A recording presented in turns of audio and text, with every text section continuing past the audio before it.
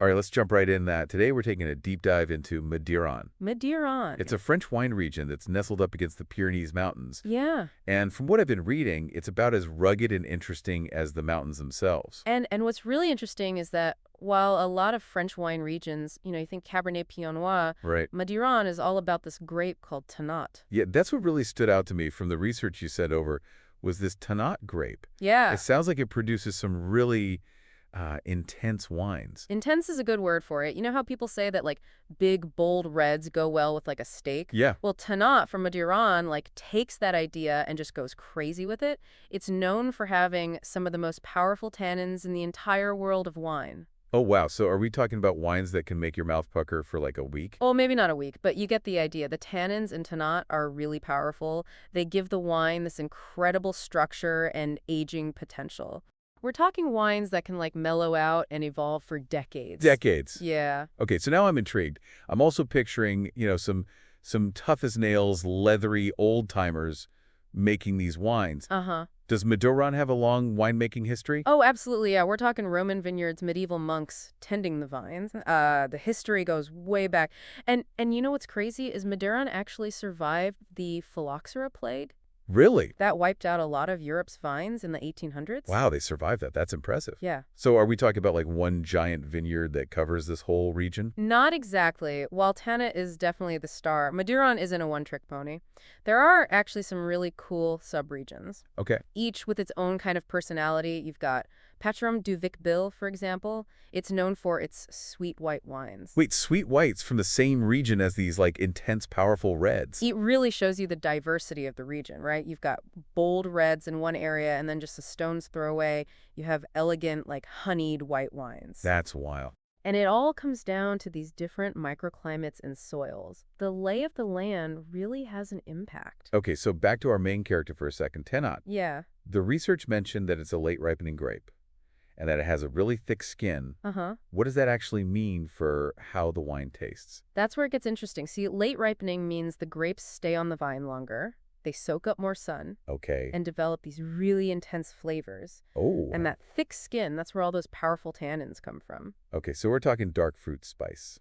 I'm sensing a theme here. Yeah, and you might even get some leathery or earthy notes, too. Interesting. But here's a little secret. While Madiran is all about Tannat, it doesn't always have to be 100% Tannat. Ooh. Winemakers will sometimes blend in other grapes like Cabernet Franc or Sauvignon Blanc Okay. to kind of add a layer of elegance and balance to the wine. So it's like taming the beast, but still letting it show off its strength. Yeah. I like that. I'm curious, how do they actually make these wines? Yeah, Do the winemaking techniques in Madiran have anything to do with shaping those intense flavors? they do. Madiran winemaking is this really cool blend of tradition and modern techniques. Mm-hmm. Like one traditional technique they use is called long maceration. Right. Basically, they let the grape juice hang out with the skins for a longer time Right. to really extract those powerful tannins. So they're really going for it with the extraction. They are. It's not just about brute force, though. It's also about finesse oak aging, plays a really big role, too. Right. Adding layers of vanilla spice, even smoky notes. Wow, so we've got powerful tannins from the grape itself. Uh-huh. Then they do this long maceration to really pull out those tannins. Right. And then they age it in oak to add even more complexity. Exactly. That sounds like a recipe for a pretty intense wine. Yeah. I'm also seeing this term AOC Madiran everywhere in the research. Yeah. What does that actually mean? Think of it like a seal of quality. It stands for Appellation d'origine contrôlée. And it's a French system that makes sure Madiran wines are made to very specific standards. Got it. It protects the region's reputation and guarantees that you're getting an authentic Madiran wine. So it's like a stamp of approval. It's like, hey, this is the real deal. Yeah, Okay, let's move away from the technical stuff for a sec. sure. Paint me a picture. What does a glass of Madiran actually taste like? All right, so imagine this. You have this deep, almost inky color in your glass. Uh-huh. You bring it up to your nose, and you're hit with these aromas of blackberries, plums, a little bit of pepper, maybe even a hint of tobacco or leather. Wow, that sounds intense. I'm already reaching for the steak knife. Yeah, I bet those flavors change over time, though, right, as the wine ages? they do. A young Madiran will have those tannins right up front, bold, a little rough around the edges. Okay. But if you give it some time, maybe a decade or two, those tannins will mellow out, the fruit will get more complex, Wow. and you'll start to notice those earthy, spicy notes. A decade or two, yeah. Patience is definitely a virtue with these wines. Yeah. What kind of food can actually stand up to something this powerful? I would think hearty meals. We're talking red meats, stews, game dishes, anything with those bold flavors that can hold their own against the tannins. Okay, I'm taking notes here. Madiran with a hearty stew on a cold winter night. Yeah. What about cheese? Are there any good pairings there? Definitely strong, pungent cheeses like Roquefort are a classic pairing. Okay. That salty, tangy contrast with the tannins is incredible. Man, this deep dive is making me hungry. Yeah. But before we start planning our Madiran feast, I have to ask, what's happening to Madiran today? Well, Climate change keeps popping up in the research. yeah, That's a big concern for wine regions, isn't it? it is. But what I find really inspiring is how the producers in Madiran are handling it. They're embracing sustainable practices, experimenting with new techniques. Okay. They're not afraid to adapt and evolve. It's like they have this deep respect for their land and its history, but they're also looking towards the future. I'm seeing a pattern here. Yeah. Strength, resilience, a willingness to evolve. Those qualities seem to be woven into everything about this region. You're right. And speaking of producers, there are a few names that really stand out in the research. Chateau Montes Domaine, Bartholomew, Alain Brumont. Yeah, I was curious about those. Are those the heavy hitters in Madiran? They are. And each name kind of represents a different side of the region. Oh, Chateau Montes is known for its high-quality Domaine Berthoumieux for its family tradition, and Alain Brumont is like this pioneer who helped bring Madiran's winemaking back to life. so there's a story behind every bottle. I think that's what I'm loving about this deep dive. It's not just about the wine itself. Right. It's about the people and the history that shaped it. Yeah. Speaking of history, one thing that research didn't really go into was that human element. You're right. We hear about the geography, the climate, the grape varieties, but we don't always hear about the people behind it all. Right. The ones who are out there working the land, making decisions, taking risks. It's easy to get lost in all the technical details. Yeah, But at the end of the day, wine is really about people you know. absolutely. It's their passion and dedication and that connection to the land. Yeah. It all comes through in the glass. Speaking of dedication, all these traditional winemaking techniques we keep talking about, Uh-huh. they sound pretty hands-on. They are. And it all comes back to those tannins. Right. Remember how we said they were like a key part of Madiran wines? Yeah. Well, they need a firm hand in the winery, too. So it's not just about getting as much tannin out of the grapes as possible. There's like an art to it. Exactly. It's a balancing act, care with extraction, and the wine can be harsh and astringent, Okay. but not enough, and it loses its structure and that ability to age well. So it's all about finding that sweet spot. Exactly. Okay, so balance is keen again.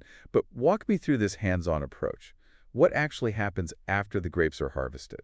So the first step is sorting. The grapes are all inspected, and any that are damaged or unripe are removed. And then the grapes are crushed, and the juice, along with the skins and seeds, goes into these big tanks for fermentation. And that's where the magic happens. Yeah, fermentation is where the yeast transforms sugar into alcohol. Right. It's really the heart of winemaking.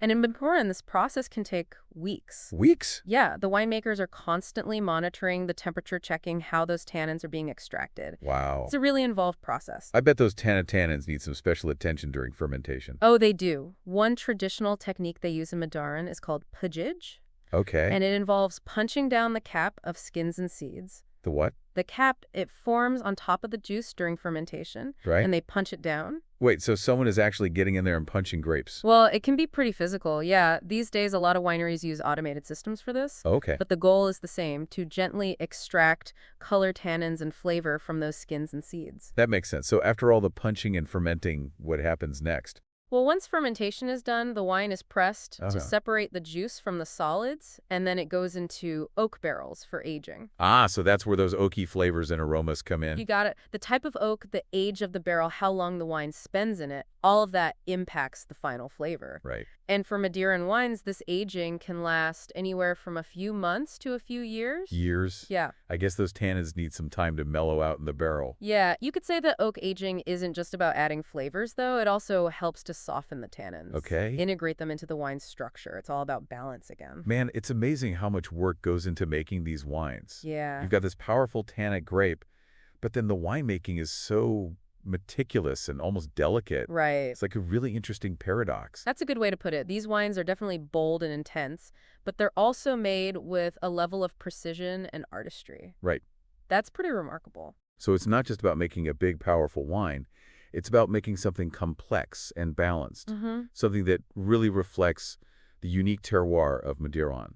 I'm starting to understand why these wines are so special. And we're just scratching the surface. Remember, Madiran isn't just about those powerful reds. Oh, yeah. we still need to talk about Pacharank du Vicbil and those fascinating sweet whites. Let's talk about those honeyed beauties. I'm ready for some sweetness after all this talk of tannins and aging.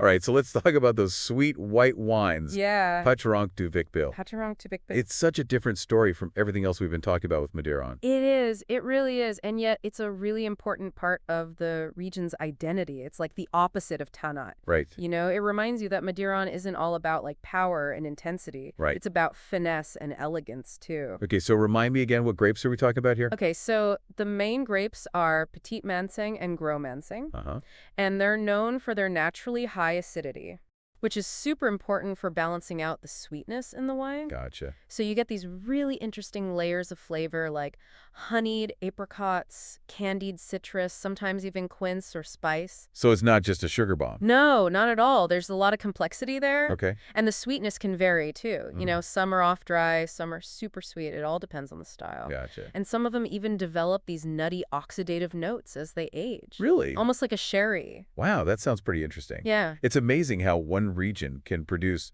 such a wide range of wines. It is. It all comes down to that terroir, you know, Right. that combination of soil climate and grape variety. Yeah. Different parts of Madiran have these different personalities, Right. and the wines really reflect that. Okay, I'm sold. I need to try one of these Pacharank du Vicbil wines. You did. What would I pair it with? I'm guessing steak's not the best choice here.